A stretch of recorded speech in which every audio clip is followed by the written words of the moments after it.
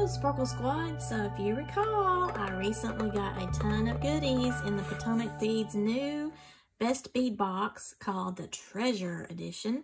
And I am looking forward to now creating something with all of these cool options that I unboxed in my previous video, which I will be sure to link below. I'm just still so tickled by this container. As you can see, I've got tons of little goodies in there. So I am going to pull out some stuff and get to making a design, and then we will see what I wind up with. I have gone through some of my previous Potomac Beads boxes where the Best Bead box subscription, had it for a year. I'm gonna confess, I didn't have a chance to make those kits that I purchased. So in that old version, you know, you got a kit, but then you also got some stash pieces. So I pulled out some of the stash pieces just from like the first 3 boxes that I came to that I thought might work for me and beefing up my design a little bit. So I got some of these. Now this says 11-aught, but this is actually, I believe, a 15-aught because look how tiny, ultra tiny. But this is metallic green iris. Now, since I got these in the past, they may not be available on the website, but if they are, I will of course link below in the description for you. And then I had this little package of the brown Amazonite, and I thought because it actually, what I guess is supposed to be brown or maybe a gray, kind of pulls off that Montana blue vibe. That might work out for me, and I know the greens will. And then I got these. How cool is this? The metallic green. It's a Potomac crystal ingot. And this has a little flash of gold, some blue, that green. I thought that would be great for whatever vibe I'm going to wind up with. These I'm not so sure. I pulled this out because of the leaf I thought might coordinate with that a little bit, but I think I'm pulling away from that one. This is a teal lined crystal. It's really pretty though. I really like that. And then, of course, I found that I had some hearts. So these are called Folklore Hearts, and it's the jade gold with that number. And it's just so pretty. It's just a check glass bead with that gold wash. This is really that Montana blue pearl, but I don't know. I'm getting this kind of a greeny vibe. You know, you see how it kind of all lays together there. So I'm going to see what I get inspired by. I think I am going to stick with the copper findings that came in my box. Let's see what happens. I have created one little drop here already with several of my little pieces from the treasure box, as well as some of my older Potomac beads, and I am really happy with that. So I'm going to put that on an ear wire. Now for the earring, I'm also using the ball pin, which is that copper ball pin that I got in the stash of goodies. So the first thing I'm going to do is take my leaf and decide which side that I want to be the front. And I want to go straight through what's going to be the front so that the ball is coming out the front, and it just adds a cute little element to it. I'm going to hold on to that all the way to the tip, pull up on that, and I'm going to use my nylon jawed pliers to get that kink out of my wire, and that's actually going to help to tighten up the spacing that is then on the back of the leaf there. And then the way I did my other earring is I used some of these little gold spacers that I have in my stash, and they have a nice little design, so it's kind of decorative. So that's why I decided I was going to put that on first. That way when you're looking from the back, you will see that it's kind of got a little decorative element on the leaf. Now I'm going to pull this back just a hair so that I can situate that spacer, and then I'm going to bend it back up and take my nylon jaw pliers, pulling up again to get the space out as much as possible. And I'm going to feed on my beads. So I'm going to have one of these pearls, and then a spacer, and one of these crystal ingots, which those are so pretty, and I'm so glad that I found those. Another spacer. And to get that pop of blue and also kind of coordinate the bracelet and everything, I'm going to put on one of those Amazonites and the Montana blue crystal bicone. Okay, so I have everything on there just like the other earring, and now I'm going to do a simple loop. I've got to get it kind of tight in my hand here so it doesn't move around on me, because these gloves make it a little bit difficult. Just squeeze and then let it go up to that bicone. That one fared a little bit better, but I'm still going to have to clean it up just because I'm afraid to break the bicone. So I'm just going to kind of roll into my bicone.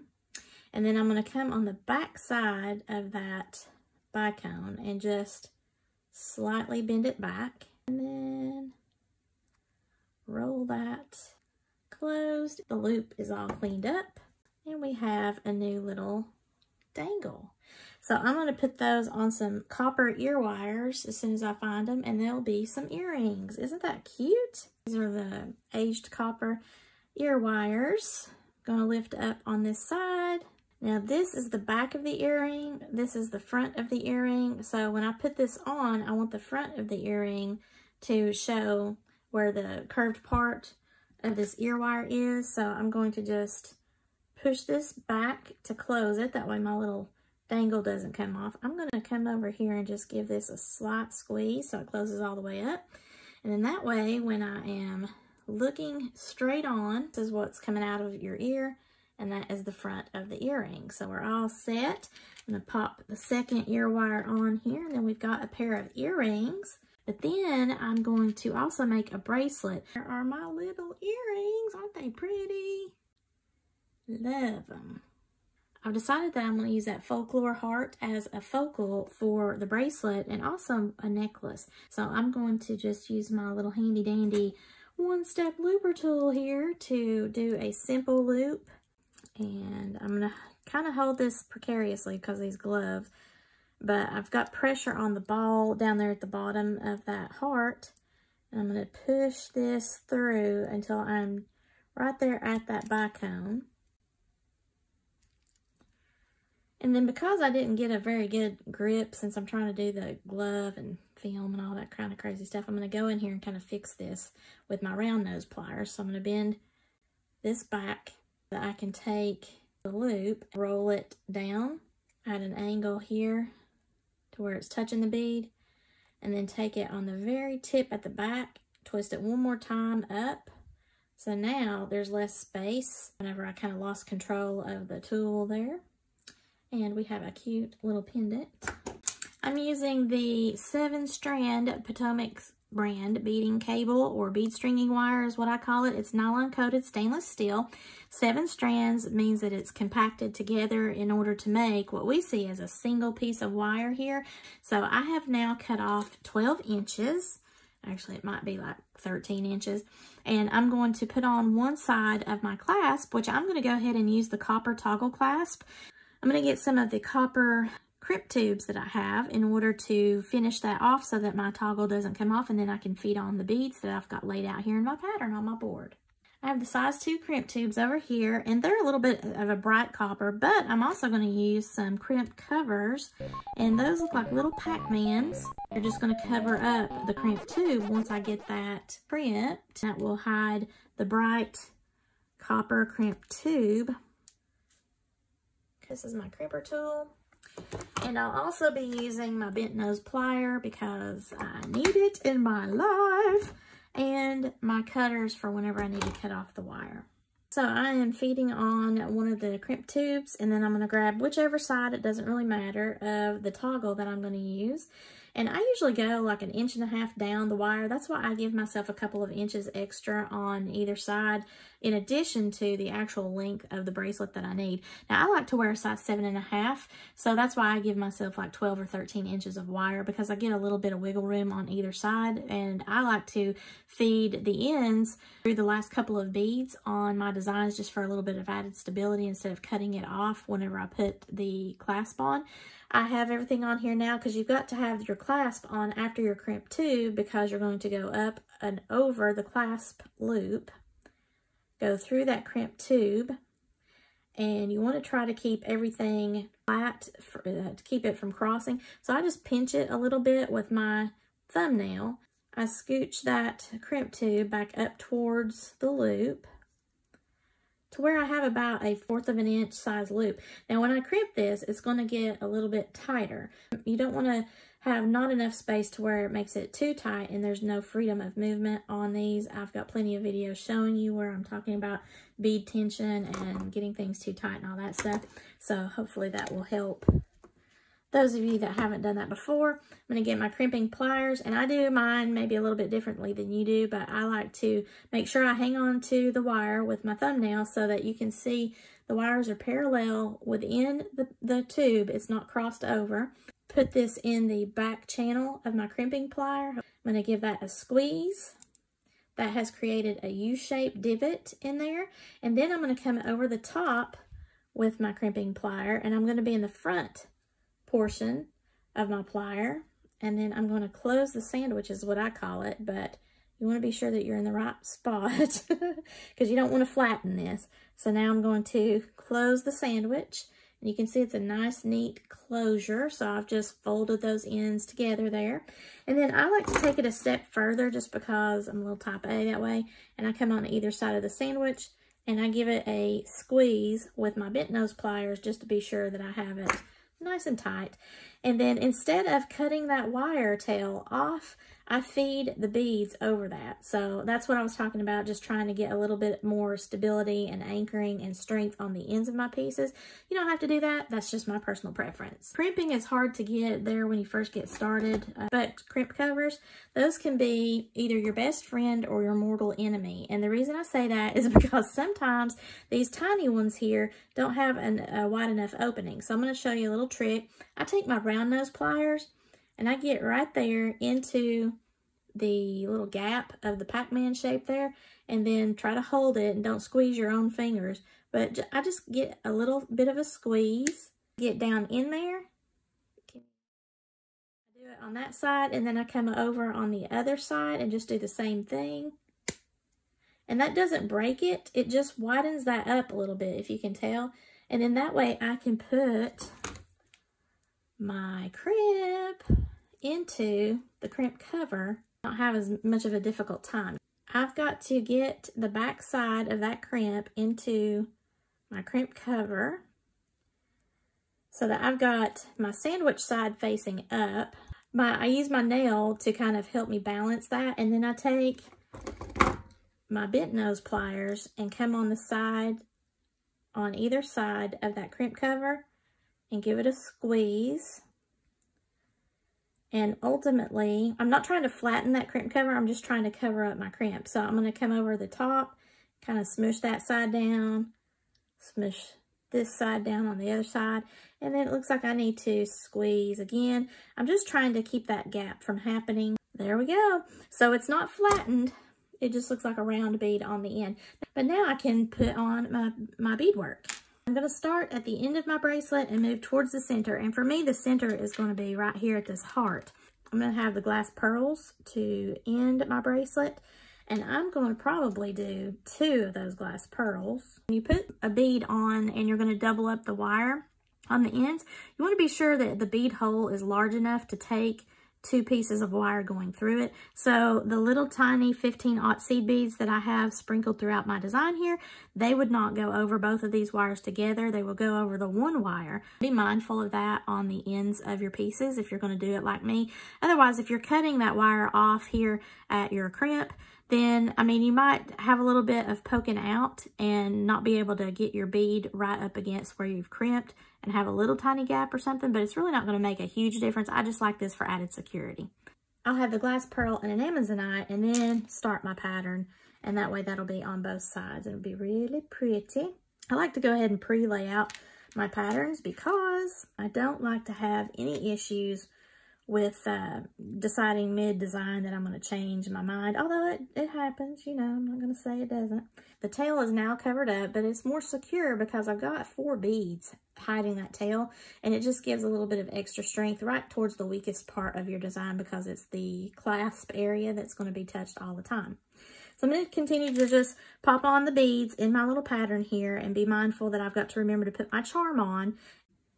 Okay, so right here, I took my gloves off so I can show you. I'm at the midway point, and I'm going to test where my charm is going to fall on my wrist. So I've just got my little heart on there. How cute is that? And then I'm imagining this laying here at this part of my hand here in the center.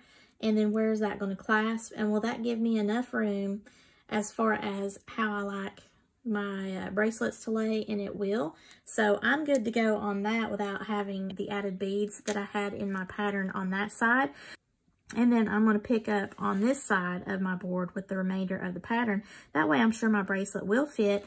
I've made sure that this is going to end up on my wrist where I need it to be. And I'm going to now put on another crimp tube.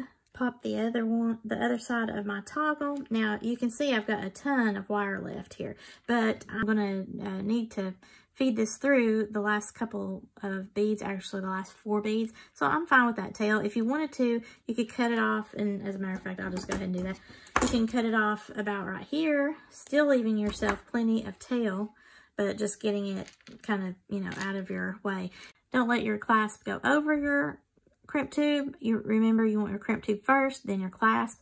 So you're going to go over the loop of your clasp into the crimp tube. You want to try to keep the wire side by side. I like to go through the last 4 beads usually, and also it just depends on the size of your beads. Now you can't really control keeping your wire side by side as they go through the beads, but if you start out the right way, it typically will stay the way you want it. So I'm going to use my bent nose pliers, pull that through, and I'm going to hold on to the end of that toggle clasp, and I'm just going to pull it to where I don't have any more of a gap.